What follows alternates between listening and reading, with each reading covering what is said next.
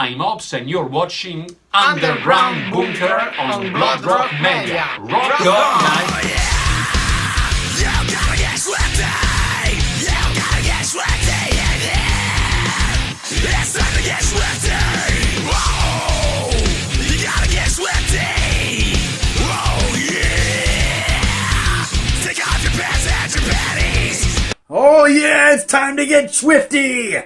Welcome to another awesome episode, I hope, of the Underground Bunker. I am your host, Hobbs, and with me, as always, as my tablet. Today it's kind of warm here in Wisconsin, which means spring has started. I'm not holding out too much hope because it's Wisconsin, which means we're probably going to get another blizzard soon. Spring doesn't start here until like June, and then it lasts until July. So we'll see. You all know what this is. It's a weekly web series where I showcase unsigned and underground bands that I think you ought to be paying attention to. Because as the summer months approach, it is time to get out and see some fucking bands. Because it's festival season, and there are tons to see. If you can catch them, these bands are the ones that are doing the work. This week, I'm going to start with a band that I found on Bandcamp a couple of months ago and have been biting at my own feet to talk about. They are called THIRTIETH. I can't be the one who sets you free. There's no place for you to hide. This is a rather interesting band. I've been sort of on an electronic kick for the past several months. I like all kinds of music, but I started searching out tons of electronic bands because of Rabbit Junk, who I covered a few weeks ago on the show. These guys are no slouches. They are a 4-piece industrial band from LA, which, although it's LA, these guys actually fucking rock. Now, they got their start in 2013 and quickly got to fucking work. And one of the cool things that I really, really like about this band is they bridge the gap between really, really listenable stuff and really, really obscure stuff. Skinny Puppy meets KMFDM. And when you include Skinny Puppy in anything, it's going to be difficult to make listenable. But these guys really, really pull it off. Now, they've toured the nation several times. They just got off tour, and they're gearing up for a European mini tour pretty soon. I think June. Yeah, it's June. So, these guys do the work, they get out and do the thing as often as possible, and very, very respectable, very admirable, especially when you look at the show they put on. One thing that sucks, though, is these guys actually have a pretty sizable following. But in my opinion, it should be a lot bigger than it is, because the sound that these guys produce is effectively one of the better industrial sounds that I've heard in recent history. And I think they should have a much bigger following than they do. So, do yourself a favor. As I said, they are gearing up for a European tour next month in June. But their current album is shutdown.exe, and I highly, highly think you should pick it up. You can check it out on Bandcamp, and also do go find them on Facebook. This next group is an amazing band whose butts I wish would have a fire under, because they are called Godhead Machinery.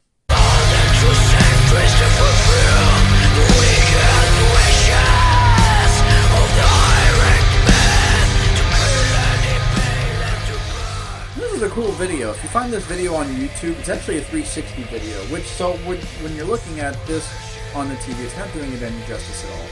There's, a few bands that are coming out with 360 videos. Kind of cool looking. Rabbit Junk actually did one, which I will be talking about them most of the year, so get fucking used to it. They are a 4-piece doom metal band from fucking Sweden, and I don't really get into doom metal very often. Mostly because most of it is very derivative of stuff that we've already heard. And a lot of the really good bands broke up ages ago. So when I heard this, and I actually reviewed them on bloodrockmedia.com, gave them a really good score because as doom metal bands go, these guys are really, really interesting to listen to. One cool thing I love about European bands is, well, the music scene in Europe is, to my mind, worlds above the music scene in the US. And I'm not talking about the bands, I'm talking about the support structure thereof. You have booking agents, which are much more open to be booking European bands, because European bands, well, it's a smaller area, so it's a lot easier to tour. So you've got booking agents like TKO, which are doing the work for European bands, and then you have record labels, which are much more open to signing completely unknown bands, really, really small bands. You have record labels like Inverse, who these guys are signed to, that love signing bands like this because they, you know, Inverse is a very, very cool label. We get a lot of stuff from them. And not the least of which was Asylum 8, which was one of the best albums I heard all year that year. Also, Nemesis was. So, yeah, these guys are going to be something to watch if they can get some proper support behind them, and I hope they do.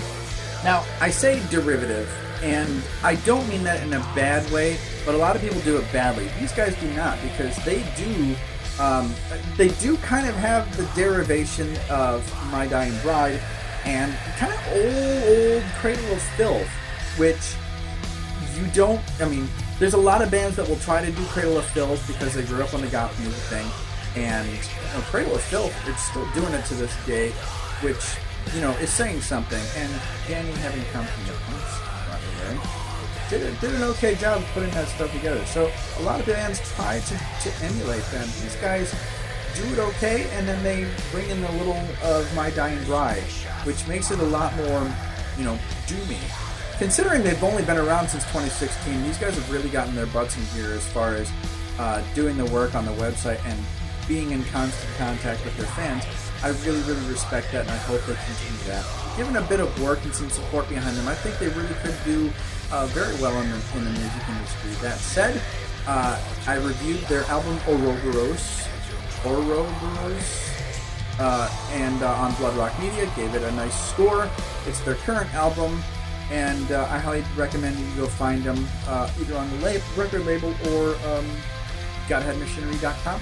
But of course, they also have a Facebook page, and I highly guarantee that you will like it. Segway! I can honestly attest to this. I have never once on this show gotten to talk about a straight-up rock band. And that's about to change because these guys are called Kill Code. Go away, make me happy, no one needs to know when both sides line up on the roadside. Let's just get right down to it. They're a 5-piece, straight the fuck up rock band from New York City, New York, right here in the States. They actually got their start in 2008. So they've been around for a bit, and they've done quite a bit on their own, which is really, really cool. They've got some serious support behind them now, but when they got started, they were doing some serious work in the rock scene. I have a pet name for music like this. I call it panty wetter rock, because this music is that music that you will go out to see and you will bring your woman who is dressed like a fucking slut, because she's gorgeous and you gotta have that on your arm when you go see a band like this. But then she'll also get out of bed and put on her, you know, flannel pajamas and make you lunch. Because she's a mom. No problem with that. We all have something like that, and if you don't, I highly recommend that you find one, because music like this brings out the gorgeous mix of librarian and slut. Now, I've got one gripe. It's their promo shot. One thing that just, it's a cheesy fucking photo because, and bands, pay attention to this. Keep your instrument out of your promo shot. It's cheesy. And if you're a metal band, it's even worse because it just makes you look like a garage band. Okay, let's move on. Despite the cheesy promo shot, these guys are fucking awesome. And it reminds me of like a cooler and less asshole-ish Buck Cherry. Now, in 10 years, they have put out 2 albums and 2 EPs, and they've done most of that on their own. As I said, they've got some major support behind them. Having done a world tour, you can obviously see that. The thing that really sucks about something like this, though, is because they have a really good name, they don't get out and gig very much anymore. And I really, really wish they would, because they've never, not once, come to Wisconsin, and I think they should.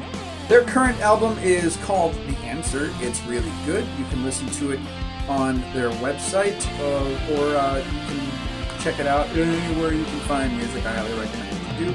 Otherwise, of course, you can find them on Facebook and killcode.net. Segway. This next band is going to be an interesting one. This is the very first steampunk band I will have had the chance to talk about. And I'm actually kind of excited to tell you about Poison Garden. Oh, war is gone, my dear. This revelation came too late. That's unfair. A steampunk band. Look at that. Steampunk, whenever you have steampunk, you are going to have performance out the ass.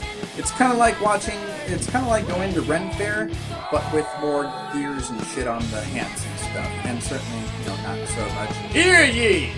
But yes, very fun to watch. The song that you're listening to is a very prime example of what the band is about. And if you go watch the rest of the video, you will totally see that.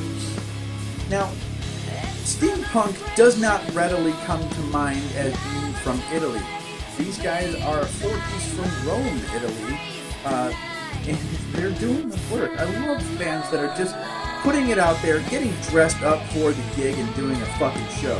And considering that they've been around since 2013, you can assume that they have had time to hone it into a well-oiled machine. And it does. Because, the singer that I mentioned, her name is Anais Noir. And as you can see, she also is pretty effective on the bass. So not only is she good looking, she's also got some serious pipes, and she does the kip winger without getting stuck to the microphone. And that's tough. If you play an instrument while singing, musicians have a tendency to get stuck to the mic. And that is a tragic thing to happen. It's one of the reasons why I never played an instrument when I was touring in a band. They're not actually, here's the thing that sucks. They do the work, and they've done the work for several years. Unfortunately, right now they're not doing anything, and I wish they would, because you guys need to jump the pond. Come to the States. We would like you. There's a huge steampunk following, and there's a huge epic metal following. So mix those together, and you will have a shitload of people at your shows. And yeah, it's a little sad, because when you add a band that has talent and sex appeal, that it consistently puts out good material, unlike the bands that, get the drop-dead gorgeous woman and just sort of, A, B, A, B, C, D, A, B, their songs, they put shit and biscuits in a CD case, and here you go, you fuckers! These guys don't do that, and I wish they had more support behind them. That said, their current album is called Victorian Carol. I highly recommend that you pick it up on poisongarden.it, and then, of course, you can check them out on Facebook. Segway! Bringing up the rear, and I didn't think I would have to say this, but Self-neglect. All your time has now been spent. Hidden behind the mask of results is a trap that we all must rent. Why the fuck are these guys still underground? I'll tell you. Unfortunately, it's because they kind of broke up and went on a hiatus, and then they came back and didn't really tell a whole lot of people, which is really fucking sad. Currently, they only have like 55,000 likes on their Facebook. They're not really gigging a whole lot, but they are gearing up for a national tour in June, which is super cool. However, guys, a Milwaukee date wouldn't be amiss. Now, they got their start in 1996, did some seriously kick-ass work.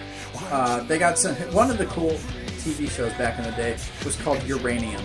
And the host, Julia, super cool chick, by the way, gave these guys some major support. And it was because of that they did some seriously major tours. Unfortunately, they had some serious bad luck with members, and I'm guessing that lended to them taking the break.